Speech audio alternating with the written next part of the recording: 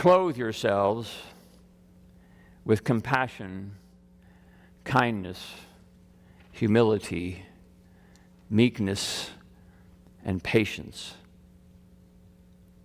Have you ever been in the presence of one so clothed? Have you ever been in the presence of one so clothed? We were nearing the end of our pilgrimage. 36 or so of us Church of the Palms folks have been on pilgrimage to the Holy Land, and we had been up and down, over and around miles of Israel and the West Bank in search of the places where over the centuries the story of the Bible had unfolded. It was the last day, and we were tired, at least I was tired. The tour guide and I agreed that we would complete our journey with a stop at the little village of Emmaus. Emmaus, you may remember, was the village where two of Jesus' disciples were traveling on the day of Jesus' resurrection, and it was on the road to Emmaus that the risen Christ appeared to them and was made known to them later when he shared with them a meal. Now, archaeologists have been stumped in their search for the ancient ruins of Emmaus, so there actually are 2 or 3 sites outside of Jerusalem that claim to be the original site of the town. It was to one of these that we were traveling that day, Abu Ghosh, where there resides a Benedictine community within the compound of the Church of the Resurrection. Now, since there was no real historical veracity to the place, I wasn't expecting much from our visit, but the tour guide convinced me that it was a good and beautiful place to go. Once arriving, we filed off the bus and through the walls of the compound and into, at least for me, an oasis. Beautiful gardens, ancient chapels, and above all, the greeting of a Benedictine brother, Olivier. And from the moment I glanced his gentle smile and heard his first gracious words, I felt like I was in a holy presence. His speech, his manner, his welcome, his grace reflected, at least for me, the light of Jesus. I felt drawn to him. I felt caught in the gravitational pull of his soul. Underneath his cassock was something inside, a well-being that emanated the grace and peace of Christ. He was genuinely pleased to welcome us to his little community of brothers. I felt as if he was clothed with compassion, kindness, humility, meekness, patience, forgiveness, and love. Many times over the last several years, I have thought of this dear brother, Brother Olivier, and wondered, would it taken place within him to so exemplify what the apostle described as the kingdom's clothing? How is it that he came to pick out such a wardrobe? Have you ever been in the presence of one so clothed? Media outlets from around the country reported this week that Ruby Bridges turned 65 this week. Now, that may not be a name that many of you recall. Her story took place back in 1960 when a federal judge ordered that the white schools of New Orleans were to admit children of color. Though it was 6 years since the U.S. Supreme Court had ordered the integration of public schools, this was still somewhat of a radical order in the segregated South. On November 14th, 4 young elementary-age African-American children walked to their new school for the first time. 3 of them to one school, 1 to another school. The sidewalks leading up to both schools were lined with angry, racist parents and their kids screaming every vile and abusive word they knew. The school buildings themselves were empty, boycotted entirely by the white students and their families. One of these new students, the one who was attending her new school all alone, was a 6-year-old girl named Ruby Bridges. And every day, Ruby, like the others, escorted by federal marshals, would be subjected to this gauntlet of hate. One day, as she approached the school door in the midst of the jeering mob, Ruby paused and appeared to be talking with these angry people. When she got into the school building, her teacher asked what she was doing, talking with these angry people. What was she saying to them? And Ruby replied, Nothing? Well, Ruby, it looked like you were talking to them. Oh, I wasn't talking to them, she said. I was praying. What were you praying, Ruby? The teacher asked. Oh, she said, I was praying for them. What goes on inside a little 6-year-old girl to cause her to pray for the very people who wished her removed from their sight? What gets packed inside a soul of one who meets the fear and hate of the world with prayers of well-being? Clothe yourselves with compassion and kindness and humility and meekness and patience and forgiveness and love. Have you ever been in the presence of one so clothed? So on this good journey, we've been talking about what we should take with us as we journey into the heart of God. And last week we focused on what not to take, that according to the apostle, we are to be rid of anger and wrath and malice and slander and abusive language, etc., etc. That the good journey means digging into our baggage and removing all that unhealthy stuff, all the old wounds, the old resentments, the old grudges, the old attitudes. And that's easier said than done. It takes work to get rid of the old junk. Maybe a little counseling, a little spiritual discipline, a little introspection, reflection on what unhealthy stuff you've been carrying around. But it's an important step because we have to make room for the clothes that God would want us to wear for the journey. Clothe yourselves with compassion and kindness and humility and meekness and patience and forgive each other. And above all, clothe yourselves with love, which binds everything together in perfect harmony. That's quite a wardrobe that the apostle commands us to take, some pretty spiffy outfits. A fashion, it seems, that emanates from the inside underneath our cassocks.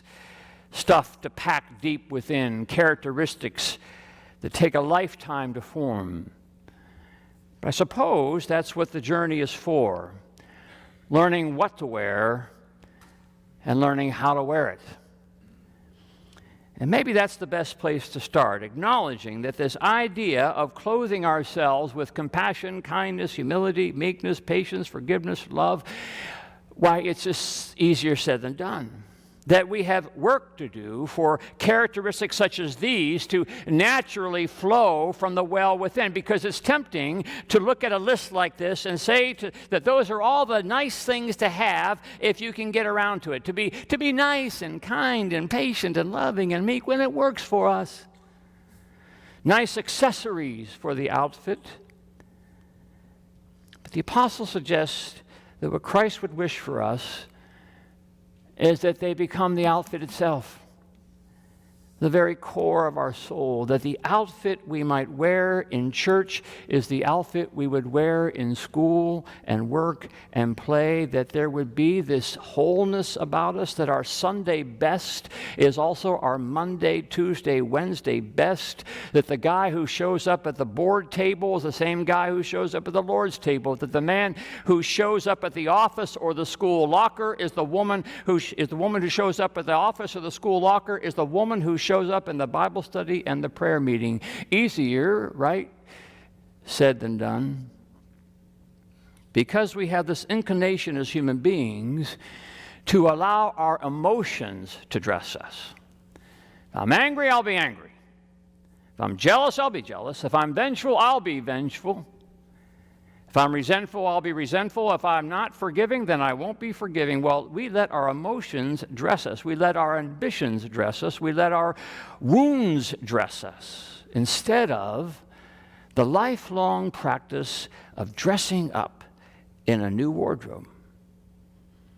You remember Max Beerbohm's little tale called The Happy Hypocrite, the story of the scoundrel who fell hopelessly in love with the fair maiden, but because of his poor reputation, he knew that she would have nothing to do with him, so he went out and he made for himself a mask, the mask of a fine gentleman of the highest character, the mask of a saint. And sure enough, the young maiden fell in love with him, fell in love with the mask, but now it meant that he had to keep living up to the mask, to live like a gentleman, dare even a saint. Until came the fateful day when someone suspected the mask And they reached and pulled it off, only to find that now, years later, there was the face of a saint. He had become what he was wearing. Sometimes we have to act our way into a different way of being.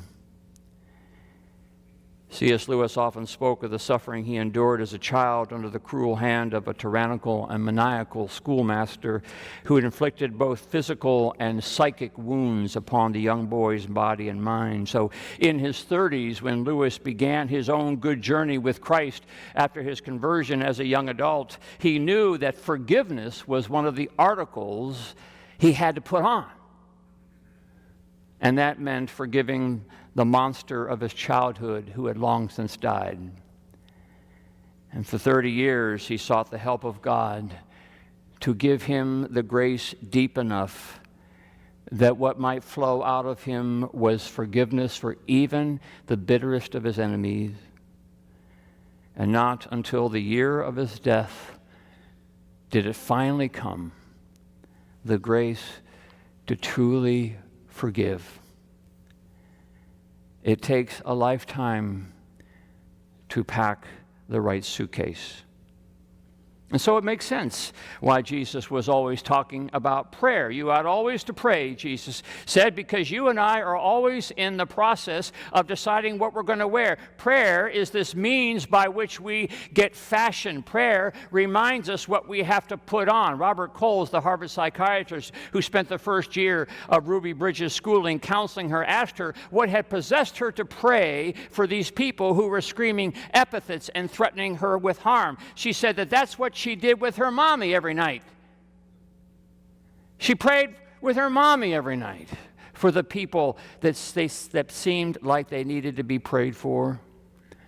And she said that on Sunday morning, the preacher prayed for them too. She kept trying on the dress until it fit. So it makes sense when Richard Foster says that to pray is to change.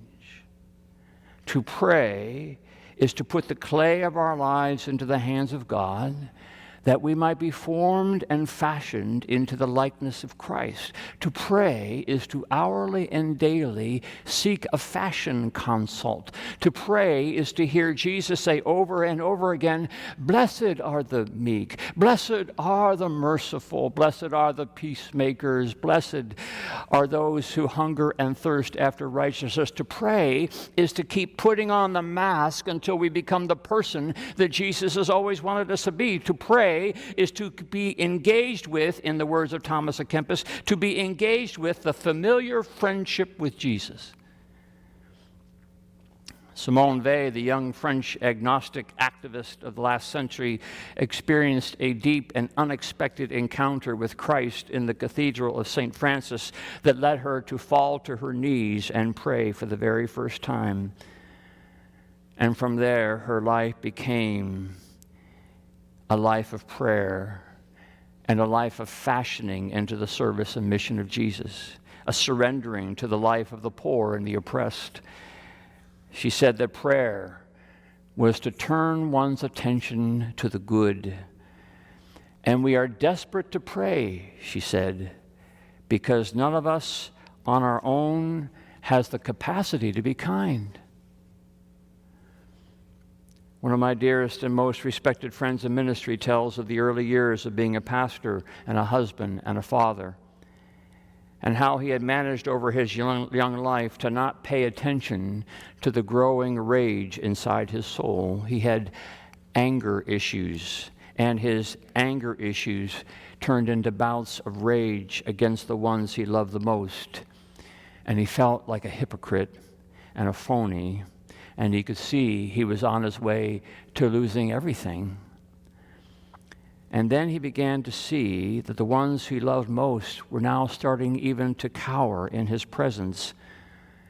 And he knew that it was time for some new clothes. And so began his life of therapy and deep prayer and confession and yearning for the molding of the Master's hands. And little by little, the wounds of childhood began to heal, and the rage subsided, and the new clothes of kindness began to shape his spirit. And every day, it's back on his knees to pray. So we begin this journey, and along the way, we decide what we're going to take and what we're not going to take, what to pack and what not to pack, what to wear and what not to wear.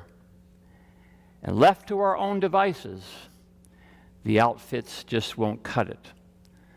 The colors will always clash. And Sunday will not look like Monday, and Monday will not look like Tuesday. We need help, a fashion consult. Every day, a fashion consult. Every day, to be clothed again with the garments of grace. Have you ever been in the presence of one so clothed? Jesus said, "You ought always to pray, for who's to say that we could not be such a person?"